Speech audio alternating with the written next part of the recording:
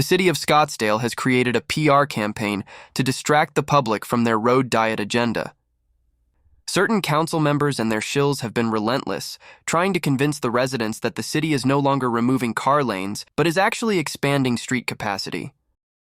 On December 6th, the city's transportation department sent around an update. And what they concluded, as you can see here, is that the city hefted up its road system, bulked up its roads by almost 40 miles with over several decades, with approximately 11 miles of lane reductions for increased safety. And that in the next year or two, things that have already been improved will lead that total lane bulking and lane enhancements up to 62 miles. So let's take a closer look at the data. This list of roads was provided by the city's transportation staff. It shows that the city has added 44 lane miles from 2008 to 2023. But as you see, almost all of the expansion has occurred north of Frank Lloyd Wright Boulevard. Only 5.5 lane miles have been added south of Frank Lloyd Wright, and all of them were added 14 years ago. The rest of the roads, including those currently under construction, are located in North Scottsdale. There is only one road planned for expansion in the southern part of the city. Adding lanes on Pima Road from McDowell to Indian Bend has been planned for many years, and still has not happened. From 2006 to 2023, the city has removed 11 lane miles. And to make matters worse, all of the roads that have been reclassified in the Transportation Action Plan for potential road diets are located south of Bell Road.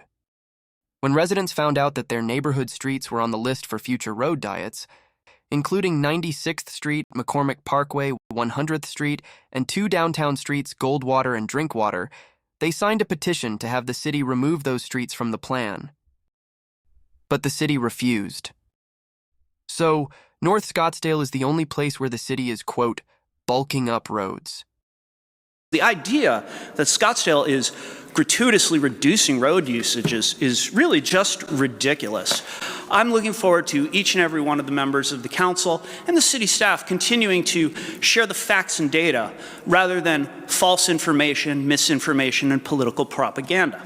So, Mr. Alexander, it seems that you have not read the 2022 Transportation Action Plan, which clearly states the goal, to move from prioritizing cars to prioritizing people.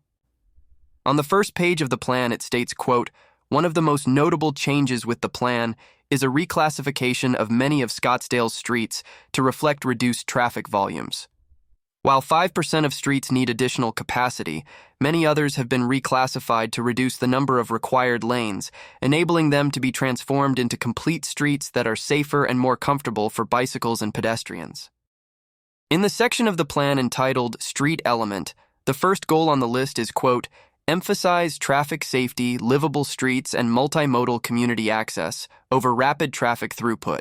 Other goals are maintain and improve multimodal circulation by narrowing roadways where appropriate.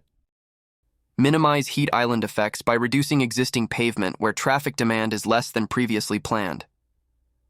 Most bikeway system improvements resulting from travel lane reductions would occur through striping changes coordinated with the pavement surface treatment cycle. And don't forget about that list of 15 streets shown earlier that have been reclassified to enable lane removals. No matter how many charts they generate to convince the public that they are bulking up roads, the truth is, almost all of the road expansion is occurring in the far north end of the city, where new development has been occurring.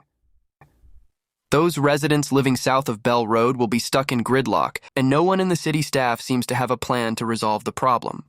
The Transportation Action Plan is posted on the city's website. You might be surprised to see that bus rapid transit on Scottsdale Road is included in the plan. So you can clearly see that the city has a comprehensive plan that involves removing lanes from roads. And this plan was approved by the majority of the city council in 2022. Kathy Littlefield was the only member who voted no. Councilman Graham was not on the council at the time. And I would like to make a motion to adopt resolution number 12434, approving the 2022 Transportation Action Plan. I'll second that motion. Thank you. We have a motion and a second. Any further discussion? Seeing none, please record your vote. 6-1, passed. It makes you wonder, Did anyone actually read it before voting to approve it? It is obvious we need new leadership on the Scottsdale City Council. If you would like to stay up to date on happenings in our city, sign up at protectscottsdale.com.